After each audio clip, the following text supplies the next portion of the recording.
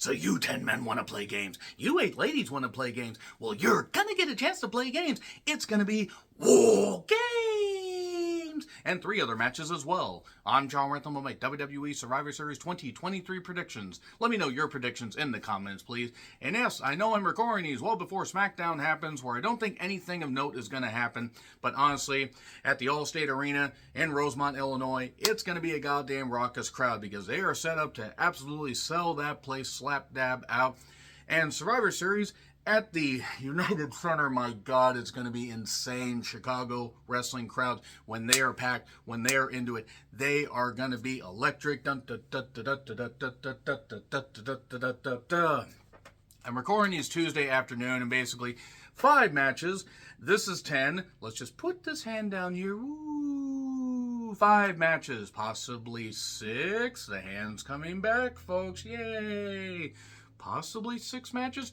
We will see. Basically, 5 matches have been announced. A possible mystery, unexpected yet expected 6th match. So yeah, let's talk about that unexpected possible 6th match that may be the worst kept secret. It may happen. It may not actually happen. Who goddamn knows?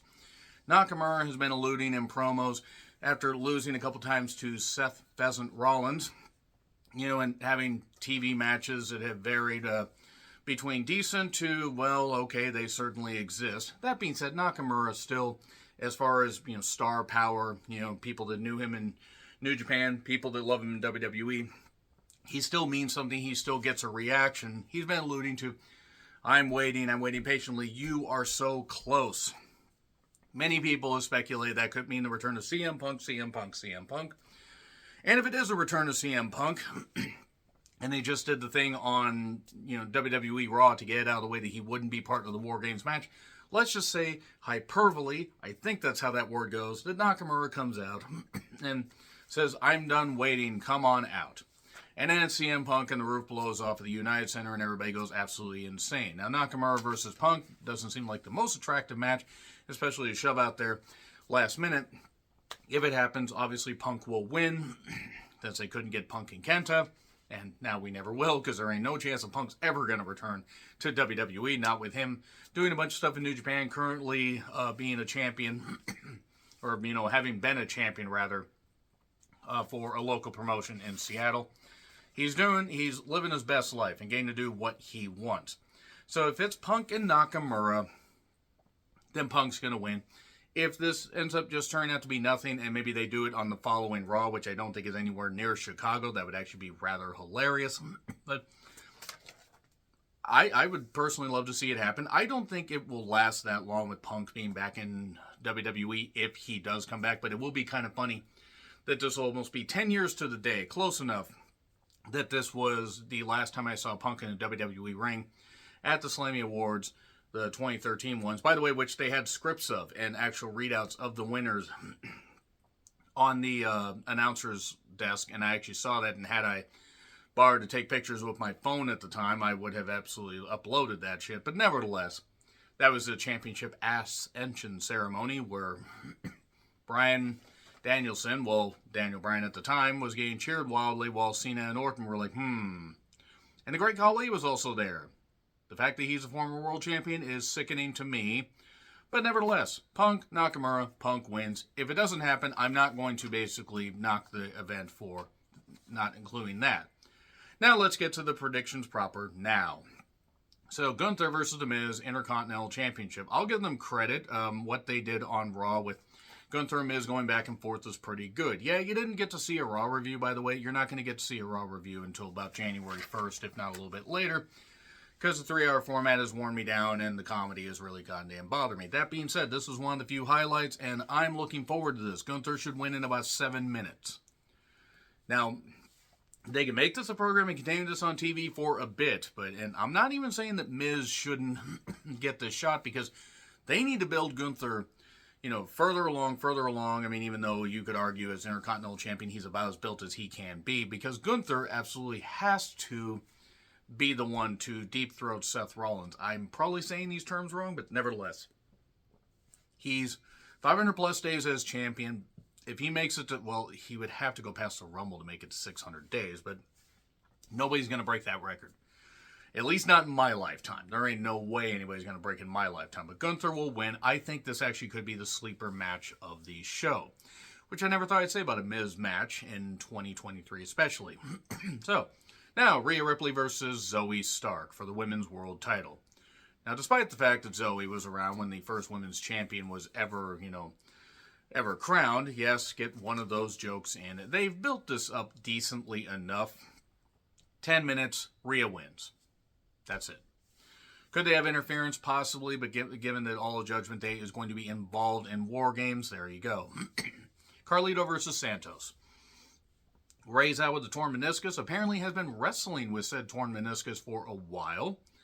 Hopefully Ray will be back in time for Mania, because I think this will be the last Mania that Ray has, because Ray's at or near 50 at this point and can't go much longer. He can't. And he shouldn't get to the point where he's almost crippled. Santos is going to win, because I think you're going to get some interference and you're going to get Carlito looking good, but Santos has to win. He just recently turned heel. You got to build him up and everything, and you can have Carlito win in some kind of street fight match or whatever, or you could do something on television. But Santos has to win when the lights are on bright, because they're going to build to Santos and Ray at Mania. I mean, they almost have to now with Ray being out a bit. So now we get to the Women's War Games match.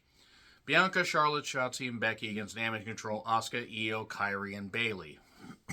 Now, if they don't include endless weapon spots and all that bullshit like WWE has in their numerous versions, or rather, like amounts of War Games matches that they've had, like they did in NXT and they've done in, They just don't need to include endless weapons. This goes for the men, this goes for the women's, this also goes for AEW doing blood and guts. You don't really need to include a whole bunch of goddamn weapons. That being said, I think Damage Control, but this is going to be a short-lived thing. I think Shotzi's probably going to end up taking the pin here, which makes the most sense. And because I can't see any, I can see Charlotte maybe taking the pin if they really just wanted to absolutely fuck with everybody, but Shotzi would be the weak link here. Now, they could have Bayley win, or rather, they could have Bayley take the pin here, and Shotzi could end up being the one to, beat her after the hair cutting and all of that, but unless they really want to do the split, like, right now, move this along a bit, unless Bayley wants some time off and you bring her back at the Rumble, and you build up this thing with her and Io, because I think that's where the end game's going to be. I'll go Damage Control with Shotzi taking the pin. But I wouldn't be too surprised if the Faces won and Bayley took it if they really wanted to hotshot this thing. But Asuka just recently turned heel, so I think the heel's got to win here. On the flip side, Team Rhodes, Cody, Seth, Sami, Jay, and Randy Orton against Judgment Day and Drew. So, Team Rhodes, because I think either Dominic or J.D. McDonough are going to take the pin, but they could have something between Orton and Jay that leads to them having a program, because the last time that we saw Orton was when Jay and the Bloodline were taking him out. So we could get that. But I think Dominic or JD taking the pin would make the most sense here, because, Drew, it might kind of nullify what Drew has done, but to be perfectly honest, it's the most interesting that Drew has been presented on television. That's not knocking the guy. He's still delivering great matches. But I think we're going to have Team Rhodes win. And that brings us all to possibly an end, and then you splinter off with some other feuds and everything. But this is the last time that we have to see Judgment Day in this form, because it's getting exhausting watching it on Raw. That's what I have. I have Team Rhodes. I have Team Damage Control. Any other surprises? Who goddamn knows? We're going to get a lot of video packages, though, so let me know your thoughts in the comments. Please like, share, subscribe, Twitter handle in the description. I'm John Retland. I'll see you soon.